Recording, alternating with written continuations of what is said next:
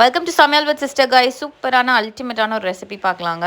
அவரைக்காவையும் முட்டையும் வச்சுட்டு அதுக்கு ஃபஸ்ட்டு மிக்ஸி ஜாரில் நம்ம 2 சில்லி 1 ஸ்பூன் பெப்பரை நல்லா நைஸாக அரைச்சி எடுத்துக்கோங்க. அப்புறம் கடாயில் எண்ணெய் ஊற்றி கடுகு உளுந்து சீரகம் போட்டு நல்லா க்ரஷ் பண்ண பூண்டு கருவேப்பிலை பச்சை மிளகா வெங்காயம் கொஞ்சோண்டு பெருங்காயத்தூள் வெங்காயம் நல்லா வதங்கினோன்னே தக்காளி வதங்கிறதுக்கு தேவையான உப்பு தக்காளி வதங்கினோன்னு அவரைக்காய்.